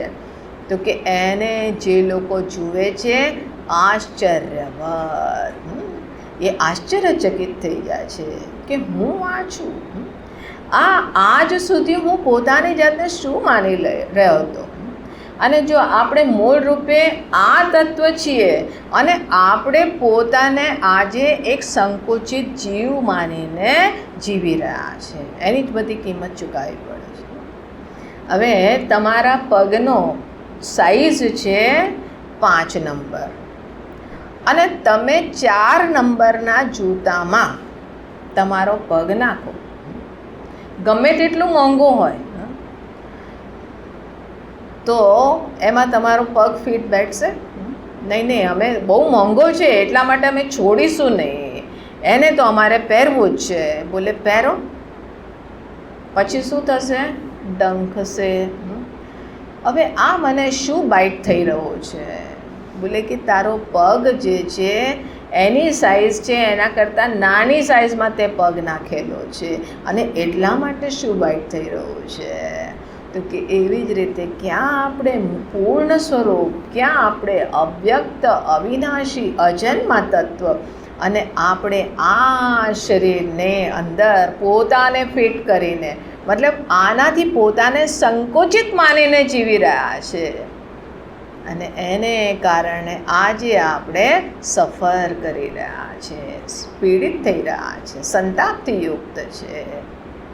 બધી કહાની આની છે. આટલા જન્માંતરથી હું આ યાત્રા કરતો હતો, પોતાની જાતને એક સંકોચિત જીવ માનીને જીવી રહ્યો હતો અને મને આ ગુરુના આશીર્વાદથી મને એક ખબર પડી કે હું તો આ તત્વ છું. જાગીને જોઉં તો જગત દિશે નહીં, ઊંઘમાં અટપટા ભોગવાશે. આ હું જે જોઈ રહ્યો છે એ સ્વપ્ન ચાલી રહ્યું છે. મારી અંદર આ એક બહુ ભયંકર સ્વપ્ન હતું અને હવે મને ખબર પડી ગઈ કે સત્ય શું છે. એ સત્યને મેં જાણ્યો. આશ્ચર્યચકિત. કોઈ છે તે આવી રીતે જ્ઞાનના પેલામાં જતા હોય, ગીતા સાંભળવા અથવા અધ્યાત્મની તરફ કોઈ વળે તો ઘણા લોકો પ્રશ્ન પૂછે કે કંઈક ચમત્કાર બમત્કાર થયો, કંઈ થયું તમને? તો મને પણ પૂછવામાં આવ્યું કે જ્યારે મેં ગીતાને આ સાંભળવાનું શરૂ કર્યું વેદાંત પૂર્વાશ્રમમાં, તો મને પૂછ્યું કે કંઈ થયું, ચમત્કાર થયો? સ્વામીજીની પાસે ગઈ હતી ને, પ્રવચનમાં ગઈ હતી, તો ત્યાં આગળ કંઈ ચમત્કાર થયો? મેં કીધું બહુ મોટો ચમત્કાર થયો. બોલે શું ચમત્કાર થયો? મેં કીધું એ ચમત્કાર થયો કે હું આજ સુધી મારી જાતને એક સંકુચિત જીવ માનીને જીવી રહી હતી. હું મારી જાતને સમજતી હતી કે આ છે તે સુખ બહાર છે, આ સુરક્ષા છે તે એ બહારની વ્યવસ્થાઓથી ને એવી આશ્રિત જીવન જીવતી હતી. અને મને એ ખબર પડી ગઈ કે હું જ આનંદ સ્વરૂપ છું, આનંદ સ્રોત બહે રહા. આ મને ખબર પડી, આશ્ચર્યચકિત રહી ગઈ જ્યારે પહેલી વખત મને આ ખબર પડી કે અરે હું આનંદ સ્વરૂપ છું. હજી તો મેં જોયું નથી, આ ખાલી શ્રદ્ધા છે. અને શ્રદ્ધા માત્ર એ મારી અંદર એક રોમાંચ ઉત્પન્ન કરી દીધો. એ રોમાંચ જે થયો એ રોમાંચે જ મને આગળ એની ગહેરાઈમાં જવા માટે પ્રેરિત કરે, એ પ્રેરણાનો એક કારણ બની ગયો. તો આ છે તે જેણે જોઈ લીધું કે એ કે છે આશ્ચર્યવત પશ્યતિ, અને જેણે આ જોયું એ બીજાને બતાવે છે. એ બતાવતા પણ આશ્ચર્ય થાય છે. કેમ આશ્ચર્ય થાય છે? કે કેટલું સ્પષ્ટ છે અહીંયા આગળ. આ એટલું સ્પષ્ટ છે કે આપણે જ્યાં આગળ પરાધીન થઈને જીવી રહ્યા છે એ પરાધીનતા આપણી કેટલી ગલત છે.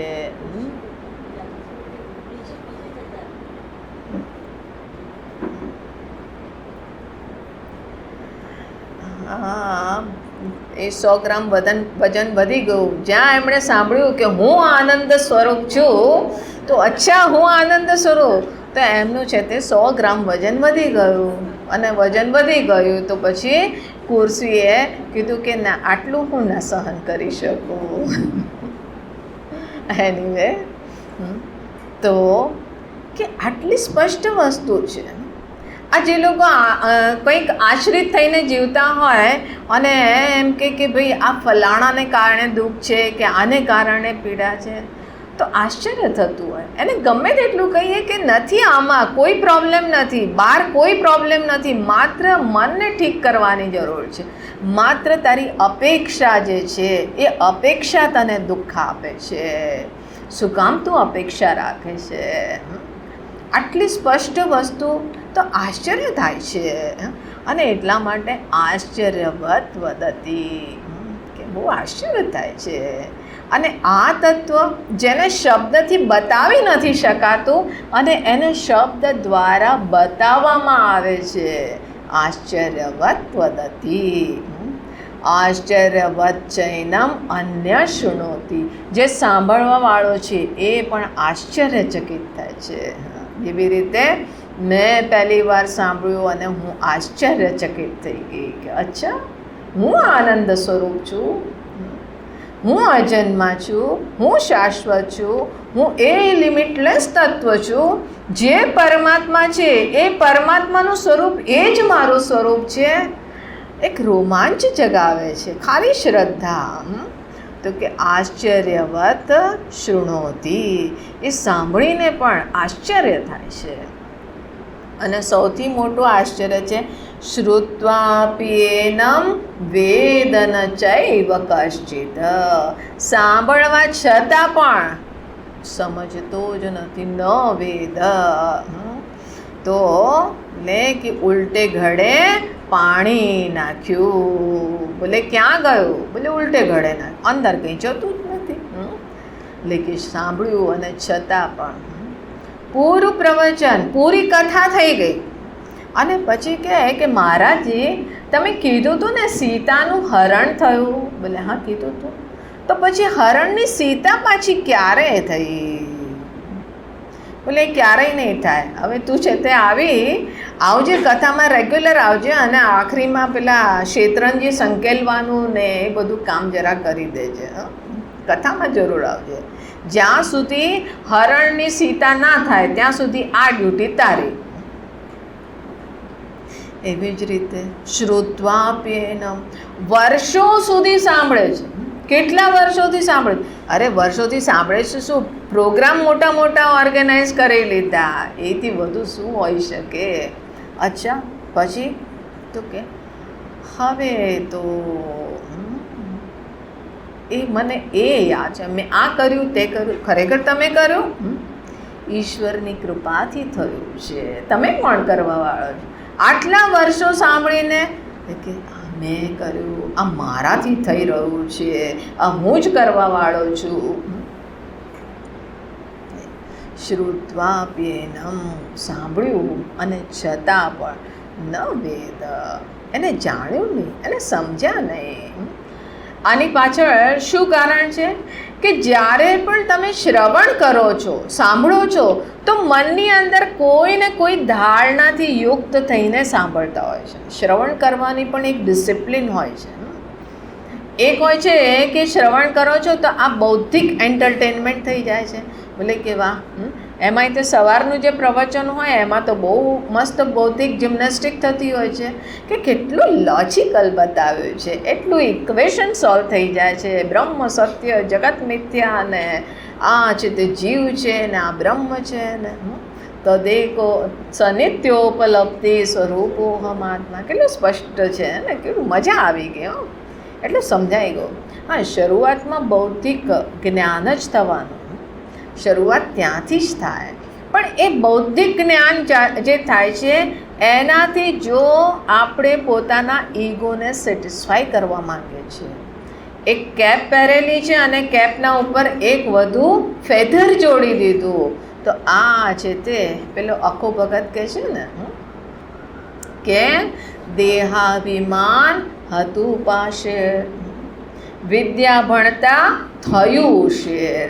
જ્યાં આગળ થોડું જ્ઞાન પ્રાપ્ત કરું તો બોલે થયું શેર, ચર્ચા કરતા બમણું થયું, ગુરુ થયો ત્યાં મણમાં ગયો.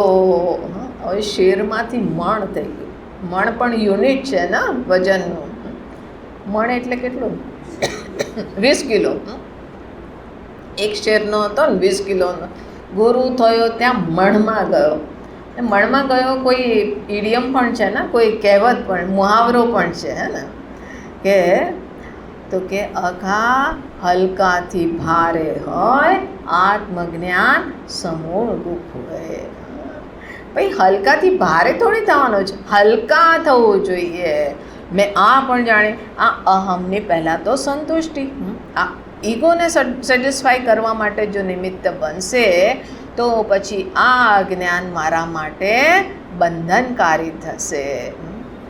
બીજી તરફ જ્યારે શ્રવણ કરીએ છીએ ત્યારે પૂર્વ ધારણાઓને કિનારે કરવી પડે, ખુલ્લા મનથી. હું જે જાણું છું, જે નથી જાણતો, મને ખબર નથી, નહીં મેં આ સાંભળ્યું છે, મેં આને પણ જાણ્યું છે, આને પણ મને આ ખબર છે.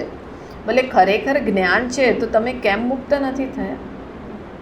હજી છે ને બંધન, હજી પણ લાગે છે કે મારે હજી શ્રવણ કરવાનું છે. એટલા માટે થોડી વાર પોતાની ધારણાઓને કિનારે કરી અને ખુલ્લા મનથી ઉપલબ્ધ થાઓ. ત્યારે ખુલ્લા મનથી સાંભળે મતલબ અજ્ઞાનના અહેસાસની સાથે, મને નથી ખબર અને હું જાણવા ઉપલબ્ધ. જેવી રીતે અર્જુન નથી જાણતો, હું ધર્મ સંમૂઢ ચેતા યશ્રેયસ્યાન નિશ્ચિતમ બ્રૂહિતન મે શિષ્યસ્તેહમ શાધિ મામ ત્વામ પ્રપન્ન. હું તમારી શરણે આવ્યો. જે પણ વ્યાસપીઠ પર બેઠા હોય, જ્યારે શ્રવણ કરો છો એ વખતે એમ જ જો કે મારા સિવાય બીજું કોઈ છે જ નહીં.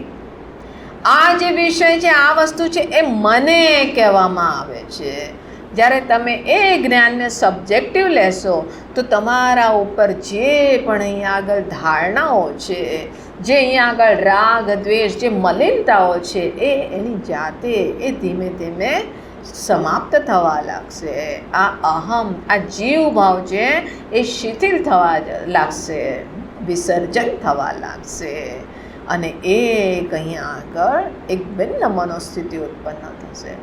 એટલા માટે શ્રવણનું એક ડિસિપ્લિન હોય છે, જે શ્રવણના ડિસિપ્લિનને નથી જાણતો. બીજી વસ્તુ કે શ્રવણ કરતાં પહેલાં એક અપેક્ષા કે આપણે આ સાંભળીશું અને આપણે મુક્ત થઈ જઈશું. મતલબ કે મુક્તિ હજી મારી ક્ષિતિજના પરે છે. આ નિશ્ચયની સાથે બેસો. ભગવાને કેમ પહેલાં આ બધું કહી દીધું કે તું આ છે, તું એ પરમ તત્વ છે, તારો જન્મ નથી, મરણ નથી? આ બધું કેમ પહેલાં કીધું? કે પહેલાં આ નિશ્ચય કરો કે હું મુક્ત જ છું. મારે મુક્તિ પ્રાપ્ત નથી કરવાની. બોલે ખરેખર મુક્ત? બોલે ખરેખર સત્ય એ છે કે હું મુક્ત છું, પણ આજે મેં જે ધારણા ઉત્પન્ન કરેલી છે એને કારણે હું પોતાને બંધનમાં અનુભવી રહ્યો છું. તો અહીંયા આગળ આચાર્ય જે હોય છે એનું કામ શું છે? માત્ર આપણી ધારણાઓને કિનારે કરે છે, આપણને એક એક ધારણા બતાવે છે. જો આ તારી માન્યતા છે, તે આ ખોટું અહીંયા આગળ નિશ્ચય કરેલો છે, આ તારા મનની કલ્પના છે. જે આપણા મોહ છે એ મોહને ખાલી બતાવે છે. અને જ્યાં આપણે આ મોહને મોહ જોઈ લીધા, જ્યાં આપણો આ ગલત નિશ્ચય છે એને ગલત જોઈ લીધો કે આ ખોટો નિશ્ચય છે, તો એ હવે જેને ખોટું જોઈ લીધું એ પછી ટકશે? તમને ખબર પડી ગઈ કે આ બોટલમાં આ કોઈ છે તે રોઝ મિલ્ક નથી પણ ફિનાઇલ છે. આજકાલ ફિનાઇલની બોટલને એમાં કલર એવા મસ્ત આવતા હોય, જાણે કે પિસ્ટાનું પેલા મિલ્ક હોય, પિસ્ટા મિલ્ક અથવા તો રોઝ મિલ્ક. એટલો સરસ કલર હોય કે એમ થાય કે ગ્લાસમાં લઈને એક ગ્લાસ પી લો. જોઈને પણ જ્યાં તમને ખબર પડી અરે આ ફિનાઇલ છે, પછી તમારા મનમાં થશે કે નહીં તો પણ એક બસ પૂરું ગ્લાસ નહીં, એક ચમચ બસ મને ટેસ્ટ કરવો છે, કારણ કે લાગે છે. પણ નિશ્ચય થઈ ગયો કે નથી, પછી શું કરશો? એને ગ્લાસમાં નાખશો કે બાલ્ટીમાં નાખશો? એને બાલ્ટીમાં નાખશો, એનાથી પોતું મારશો. જ્યાં ખબર પડી આ ખોટું છે, એ ખોટાને તમે પછી અહીંયા આગળ રહેવા નહીં દો, એનાથી તમે ફ્રી થઈ જશો. તો એટલા માટે ભગવાન અહીંયા આગળ કહે છે શ્રુત્વાપ્યેનમ વેદ અને ચૈવ કશ્ચિત. સાંભળવા છતાં પણ નથી જાણતો. કેમ નથી જાણતો? કારણ કે આ અપેક્ષાથી કે કંઈક મને અહીંયા આગળ ભવિષ્યમાં કંઈક મળશે, અથવા તો ચલો સત્સંગમાં જઈને બેસીએ છીએ, થોડા કાન પવિત્ર થઈ જશે. બોલે ઘરમાં કાનમાં તેલ નાખો તો પણ એનો કંઈક ફાયદો થશે, એના માટે સત્સંગની જરૂર નથી. એક કાન પવિત્ર કરવા માટે કથા સાંભળો, વેદાંત નહીં, નહીં તો ભ્રમિત થઈ જશો. જે કાન પવિત્ર કરવા આવે ને તો એ કે અચ્છા હું પૂર્ણ છું, હું અજન્મા છું. હવે બધાને જઈને પેલા વિરોચનની જેમ હું બ્રહ્મ છું, બધા મારી પૂજા કરો. સમજતા નથી તમે? હું બ્રહ્મ છું ને તમે મારી સાથે આવી રીતે વાત કરો છો. હું સત્સંગી છું, સાધક છું. જ્યારે આપણે સત્સંગ કરતા હોઈએ ને ત્યારે એમ વિચારે કે બધાએ સમજવું જોઈએ મારી સાથે કેવી રીતે પેશ આવવું. એક અભિમાન. તો કહે છે કે નહીં, આ બધું કિનારે કરી, બધી અપેક્ષાઓ કિનારે કરી અને પછી આને જો, આ તથ્યને જો, ભવિષ્યના ઉપર ના છો, તું મુક્ત જ છે આ નિશ્ચય કરીને. તો એટલા માટે ભગવાન આ અહીંયા આગળ આપણને શ્રવણના ડિસિપ્લિન માટે એ પ્રેરિત કરે છે. અને આગળ કહે છે દેહી નિત્યમ અવત્યોયમ. આપણે વાંચ્યો આ શ્લોક? નહીં, 30મો શ્લોક. દેહી નિત્યમ અવત્યોયમ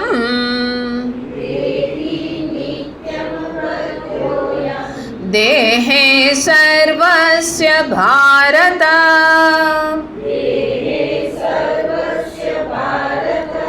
તસ્માत् સર્વાણિ ભૂતાને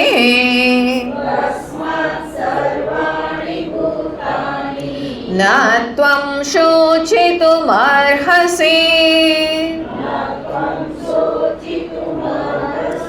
સ્વધર્મમપિ ચાવેક્ષ્ય ન વિકમ્પિતુમર્હસि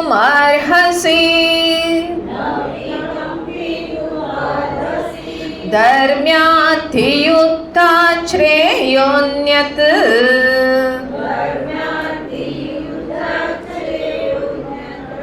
ક્ષત્રિયસ્ય ન વિદ્યતે યદૃચ્છયા ચોપપન્નમ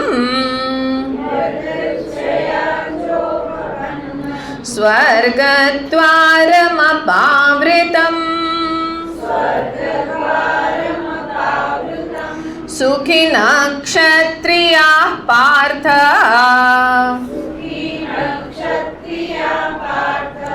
लभन्ते युद्धमीदृशम् अथ चेत्त्वमिमं धर्म्यम् संग्रामं न करिष्यसि ततः स्वधर्मं कीर्तिं च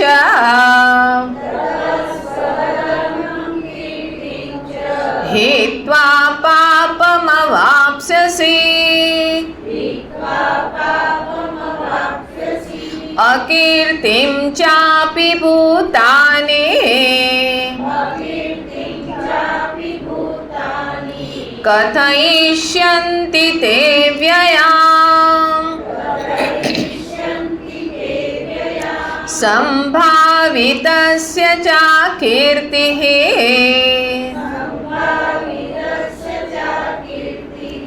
मरणादतिरेच्यते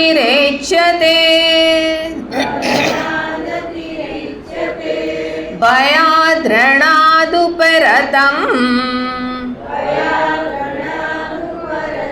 मन्स्यन्ते त्वां महारथाः येषां च त्वं बहुमतो भूत्वा यास्यसि लाघवम्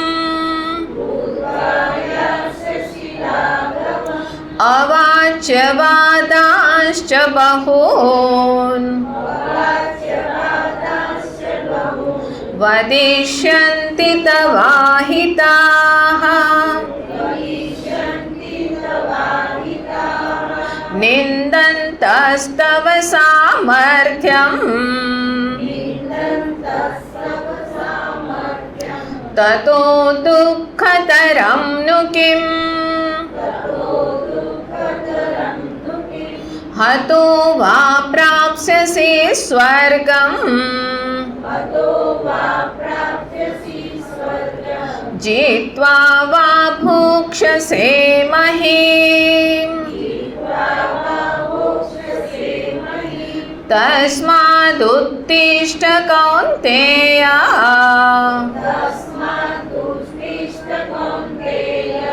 युद्धाय कृतनिश्चयः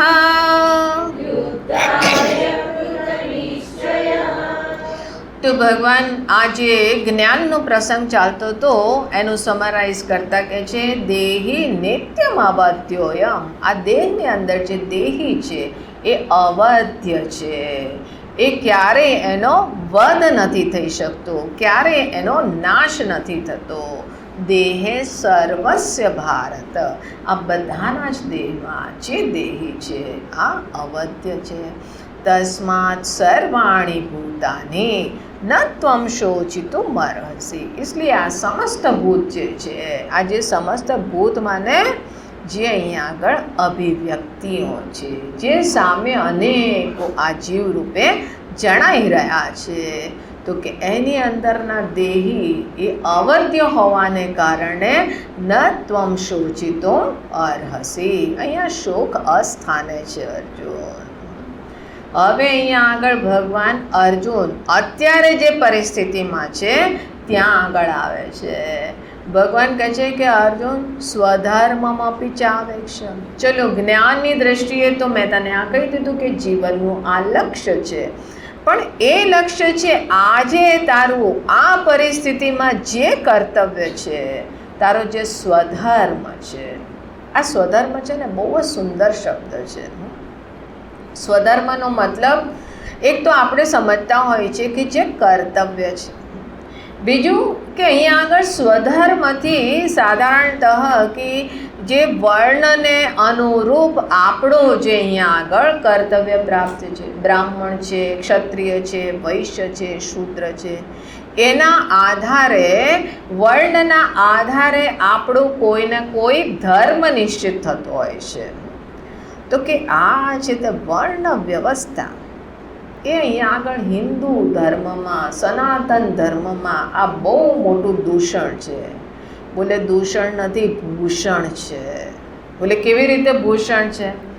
તો કે આ જે અહીંયા આગળ વર્ણ વ્યવસ્થા જે આપવામાં આવે છે, ભગવાને 4થા અધ્યાયમાં કીધું કે આ ચાતુર્વર્ણ્યમ મયા સૃષ્ટમ ગુણ કર્મ વિભાગશઃ, ગુણોના આધારે છે.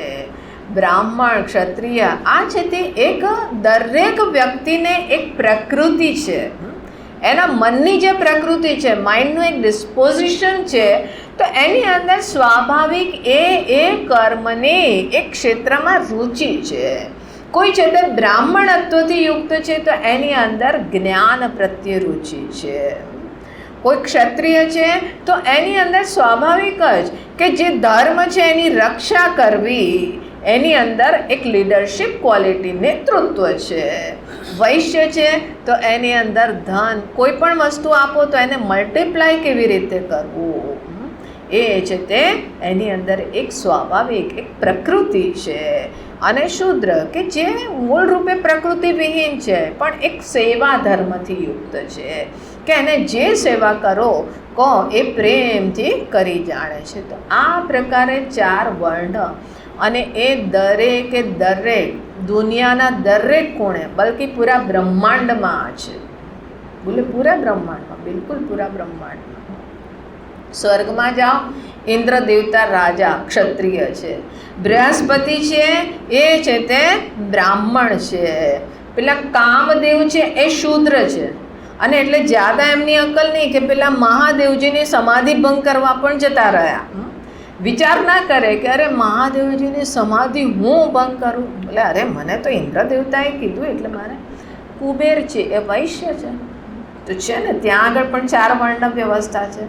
આ જે વેસ્ટર્ન કન્ટ્રીમાં જાઓ તો ત્યાં આગળ દરેક દેશની પોતાની આ ફોર્સિસ છે કે નહીં, આર્મી વ્યવસ્થા છે, નેવલ ફોર્સિસ છે, આ બધી વ્યવસ્થા છે કે નહીં પોતાના દેશની સંરક્ષણ માટે. એ સિવાય થિંક ટેન્ક, બ્રેઇન બેંક, આ રીતના ત્યાં આગળ એ હોય છે. રિસર્ચ માટે કેટલા બધા એ લોકો એ ખર્ચો કરતા હોય છે. ધન ઉપાર્જન, ફાઇનાન્સ, કેવી રીતે દેશની અર્થવ્યવસ્થા સુધરે, તો અર્થશાસ્ત્રી લોકો હોય છે. બધે જ આ વ્યવસ્થા, ઇવન પશુ પક્ષીમાં આ વ્યવસ્થા છે. ભલે પશુ પક્ષીમાં બોલે બિલકુલ. આજે અનેકો પક્ષી જે હોય ને, એમાં કેટલાક પક્ષી હોય એનાથી જે નાના પક્ષી હોય એની રક્ષા કરતા હોય. એક પક્ષી છે, તમે લોકોએ બહુ કોમનલી જોવા મળતું હોય છે, જોયું હશે કે કાળા રંગનું પક્ષી છે, એને લાંબી પૂંછ હોય છે અને પાછળ વી શેપ હોય છે. ક્યારેક ધ્યાન આપજો કે નીચે જુઓ છો, ક્યારેક ઉપર પણ, ઝાડ ઉપર પણ જોયા કરો, આકાશમાં પણ જોયા કરો તો સુંદર પક્ષી જગત પણ દેખાશે. એને ડ્રોંગો કહેતા હોય. એને હિન્દીમાં એ લોકો કે કોતવા. બોલે કોતવા, બોલે હા. જે મોટા રેપ્ટર્સ ને પેલા ગીધ ને સંભળી ને એ બધા એ નાના પક્ષીઓનો શિકાર કરવા આવે તો એ નાનું જ પક્ષી છે પણ એ બધાને દૂર સુધી ખદેડી દે. આ નાના પક્ષીઓની એ રીતે રક્ષા કરે. એમાં એક પક્ષી છે શ્રાઇક, એને કહેવામાં આવે છે કસાઈ.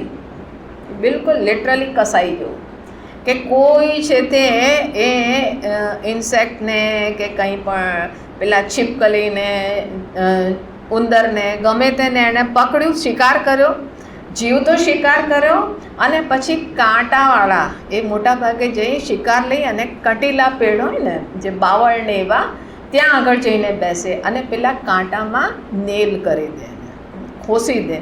અને એ તરફડતું હોય તો આમ ગરદન આમ કરી અને જ્યાં સુધી મરે નહીં ત્યાં સુધી એને જોયા કરે. તો કે એટલે એનું નામ છે તે કસાઈ પાડ્યું, કે તરફડતું હોય એને જોયા કરે. તો આવી રીતે ત્યાં આગળ પણ વ્યવસ્થા હોય છે. એટલે કે જુઓ, બધે જ આ વ્યવસ્થા છે. અને આપણે છે તે અહીંયા આગળ કહીએ કે આ છે તે વર્ણ વ્યવસ્થા, બોલે વર્ણ વ્યવસ્થા દૂષણ નથી, ભૂષણ છે. જ્યાં આગળ વર્ણ વ્યવસ્થા આ રીતની સશક્ત હશે એ છે તે સમાજ એ સ્વસ્થ રહેવાનો, ત્યાં આગળ બધા જ સુખપૂર્વક જીવશે. એટલા માટે પણ એ પ્રકૃતિના હિસાબે છે. તમે જન્મથી કોઈ બ્રાહ્મણ કુળમાં જન્મ થયો એનાથી બ્રાહ્મણ હોવું આવશ્યક નથી. આ તો એક છે તે પહેચાન માટે એ રીતના કુળના નામ આપી દીધા, પણ વસ્તુતઃ ગુણ અને કર્મના આધારે જોવામાં આવતું હોય, જન્મથી નહીં. અહીંયા આગળ તો શાસ્ત્ર કહે છે જન્મના જાયતે શૂદ્ર, જન્મથી તો દરેક વ્યક્તિ શૂદ્ર હોય છે. તો ભગવાન અહીંયા આગળ પહેલી વાર સ્વધર્મ શબ્દનો પ્રયોગ કરે છે. બોલે સ્વધર્મ અર્જુન, આ તારો સ્વભાવ છે, તું ક્ષત્રિય છે, તારી મૂળ પ્રકૃતિ એક ક્ષત્રિયની છે, તને અધર્મ સ્વીકાર નથી, અને એટલા માટે આ તારી પ્રકૃતિને જોતા પણ ન વિકંપિતું અર્હસી. તો આ યુદ્ધથી એને છોડીને જવાની વાત કરે છે એ યોગ્ય નથી. ધર્મ્યાધિ યુદ્ધાત શ્રેયોન્યત, અધર્મ યુદ્ધથી વધુ કલ્યાણકારી ક્ષત્રિયસ્ય ન વિદ્યતે. આ તો ભગવદ ઈચ્છાથી તને પ્રાપ્ત થઈ ગયું કે આ અત્યારે અધર્મનો નાશ કરી અને ધર્મને સ્થાપના કરવું, આનું તને અત્યારે સૌભાગ્ય પ્રાપ્ત થયું છે. અને કેવી રીતે પ્રાપ્ત થયું છે? યદૃચ્છયા, રદ્રચ્છયા અર્થાત ભગવદ ઈચ્છાથી આ પરિસ્થિતિ આવી છે. અહીં આગળ પ્રયાસ કર્યા કે આ બધું શાંતિથી સંપન્ન થઈ જાય, પણ છતાં પણ આ ભગવદ ઈચ્છા હતી. અને માટે આ તારા પુણ્ય છે. સ્વર્ગ દ્વારમ અપાવૃતમ, જો આ ધર્મની રક્ષા કરતાં કરતાં અગર તારું મૃત્યુ થઈ ગયું તો તું સ્વર્ગ દ્વારમ અપાવૃતમ, તું નિશ્ચિત રૂપે સ્વર્ગની પ્રાપ્તિ કરીશ. અને જો અહીંયા આગળ જીવતો રહીશ તો ભોક્ષસે મહેમ, તું અહીંયા આગળ આ પૃથ્વીનું રાજ્ય ભોગવીશ. એટલે સુખી ન ક્ષત્રિયા પાર્થ લભંતે યોદ્ધમિદૃશમ. આ તો છે તે પુણ્યથી, અનેકો પુણ્યથી આવું છે તે યુદ્ધ એની સૌભાગ્ય પ્રાપ્ત થાય છે કોઈ ક્ષત્રિયને. અથ ચેત્વમિમં ધર્મ્યમ સંગ્રામમ ન કરીષ્યસી, તું આ જો ધર્મયુદ્ધ, આ સંગ્રામ, આ લડાઈ નહીં લડે, તત સ્વધર્મમ કીર્તિમ ચ હિત્વા, તું તારા સ્વધર્મનો ત્યાગ કરી રહ્યો છે, તારી કીર્તિ અહીંયા આગળ હણાઈ જશે. આજ સુધી જે તને અહીંયા આગળ માન પ્રતિષ્ઠા કીર્તિ પ્રાપ્ત થઈ છે એ કીર્તિ છે તેનો હનન થઈ જશે. અને સ્વધર્મનો ત્યાગ, પોતાની પ્રકૃતિને ત્યાગી અને તું પરધર્મને અપનાવીશ, પાપમ અવાપ્સસી. કેમ પરધર્મનો આશ્રય લે છે કોઈ? કે મારી પ્રકૃતિ નથી અને છતાં પણ તો કે એનાથી એ પેલું જે ફળ છે એ મારા માટે વધારે મહત્ત્વનું છે, અને એ સ્વકેન્દ્રિતા છે. અને સ્વકેન્દ્રિતા, સ્વાર્થ માટે જીવવું એ જ પાપ છે. અર્જુન, પાપમ અવાપ્સસી, તું પાપનો ભાગી બનીશ. અકીર્તિમ ચાભિભૂતાને કથયિષ્યન્તિ તે વ્યયામ, આ લાંબા સમય સુધી લોકો તારી છે તે અપકીર્તિ, અપયશના ગુણગાન કરશે. અને સંભાવિતસ્ય ચ અકીર્તિ મરણાદ અતિરિચ્યતે. કોઈ વ્યક્તિ જે છે અને તારી જેવો કે જેની અહીંયા આગળ અપયશ થઈ રહ્યો છે, જેની લોકો નિંદા કરે છે, તારી આ કીર્તિનું હનન થશે તો તને થશે કે આના કરતાં તો મરવું સારું છે. એ જ્યાં આગળ તમારી સમાજમાં એક માન પ્રતિષ્ઠા હોય અને એના ઉપર આંચ આવે તો પછી એમ થાય ને કે અરે આના કરતાં તો મરવું સારું. અર્જુન, તું પણ એને બરદાસ્ત નહીં કરી શકે. સંભાવિતસ્ય ચાકીર્તિ મરણાદ અતિરિચ્યતે, ભયાદ રણાદ ઉપરતમ મન્સ્યન્તે ત્વામ મહારથાઃ. આ બધા જે મહારથી છે ને એ એમ નહીં કે અર્જુને બધાને ક્ષમા કરી દીધા, કે અર્જુનની અંદર કરુણા ઉત્પન્ન થઈ એટલે યુદ્ધ છોડી દીધું, એવું કોઈ નહીં કે. બધા કહેશે ભયાત રણાત, અરે અર્જુન અમારાથી ભયભીત થઈ ગયો. ત્યાં આગળ દુર્યોધન કહેશે મેં તો જરા આંખ એને દેખાડી તો અર્જુન છે તે પસીને પસીને થઈ ગયો. અને પેલો કહેશે, બીજું કહેશે મેં તો ખાલી મુझ પર તાવ આપી દીધો તો અર્જુન કૃષ્ણની તરફ જોઈને કહે કે ચલો પાછા, આ તો મને ડર લાગે. ભયાદ્રણાદ ઉપર તમ મનસ્યંતે યેષામ ચ ત્વમ બહુમતો ભૂત્વા યાસ્યસી લાઘવમ. અને એને કારણે જે તારી આજ સુધી મહાન કીર્તિ હતી, હવે લાઘવમ, હવે તું છે તે અહીંયા આગળ નાનાપણું છોટાપણું એનો અનુભવ કરીશ. અવાચ્ય વાદાંશ્ચ બહૂન વદિષ્યંતિ તવાહિતા. આ તારા છે તે જે હિતૈષી નથી, અહિતકારી જે છે એ નહીં બોલવાના શબ્દો બોલશે. નિંદંતસ્તવ સામર્થ્યમ, તારા સામર્થ્યની નિંદા કરશે તો દુઃખતરમનું કેમ, એનાથી વધુ તારા માટે દુઃખદાયી શું હોઈ શકે. અર્જુન જો તું અહીંયા આગળ યુદ્ધ જીતી ગયો તો જેત્વા વા ભોક્ષસે મહે, અગર જીતી ગયો તો પૃથ્વીનું રાજ્ય ભોગીશ, અને અગર તું મરી ગયો તો હતો વા પ્રાપ્સસી સ્વર્ગમ, તું સ્વર્ગને પ્રાપ્ત કરીશ. તસ્માત ઉત્તિષ્ઠ કૌંતેય યુદ્ધાય કૃત નિશ્ચયઃ. અને એટલા માટે અર્જુન ઊભો થા, આ યુદ્ધનો નિશ્ચય કર, તારો જે ધર્મ છે એ ધર્મનું અહીંયા આગળ પાલન કર. આ રીતે ભગવાન છે તે અર્જુનને એના ધર્મ આ યુદ્ધ માટે પ્રેરિત કરે છે, કારણ કે આ પરિસ્થિતિમાં એનું આ જ કર્તવ્ય છે. હવે અહીંયા આગળના જે શ્લોકો છે બહુ જ સુંદર શ્લોક, કે આ પોતાના ધર્મનું પાલન કરવું છે. આપણે જે પણ કર્તવ્ય મળ્યું છે પોતાની પ્રકૃતિને અનુરૂપ છે અથવા તો પરિસ્થિતિ વશાત છે. તમારે ઘરમાં પરિસ્થિતિ આવી, સમાજમાં કોઈ પરિસ્થિતિ, એને વશાત તમને જે અહીંયા આગળ કર્તવ્ય પ્રાપ્ત થયું કરવાનું તો છે જ, પણ કઈ એટીટ્યૂડથી કરવો, એ એટીટ્યૂડનો સમાવેશ, કે જ્યાં આગળ કર્મને કર્મયોગ બનાવો, આને યજ્ઞ ભાવનો સમાવેશ કરવો. અને એનો સમાવેશ કરવાનો મતલબ શું છે, અને એ કરતાં કરતાં તમે ક્યાં પહોંચો છો? સ્થિત પ્રજ્ઞની અવસ્થા, જે અહીંયા આગળ મુક્તિની અવસ્થા છે, એ મુક્તિની અવસ્થા સુધીની જાગૃતિ થાય છે. તો જે અહીંયા આગળ આ કર્મમાં એટીટ્યૂડનો જે સમાવેશ છે એ બાબતમાં બહુ સુંદર અહીંયા આગળ પ્રસંગ આવે છે. એની જ અંદર આવે છે કર્મણ્યેવાધિકારસ્તે મા ફલેષુ કદાચન. તો એ સુંદર વિષય છે, એને આપણે આવતીકાલે એની ઉપર વિચાર કરીશું. અને પરમ દિવસે પછી જે એનો મૂળ સ્થિત પ્રજ્ઞના પ્રસંગ છે એના ઉપર વિચાર કરીશું. તો આજે આપણે અહીંયા જ રાખીએ. ઓમ પૂર્ણમદઃ પૂર્ણમિદં પૂર્ણાત પૂર્ણમુદચ્યતે પૂર્ણસ્ય પૂર્ણમાદાય પૂર્ણમેવાવશિષ્યતે. ઓમ શાંતિ શાંતિ શાંતિ.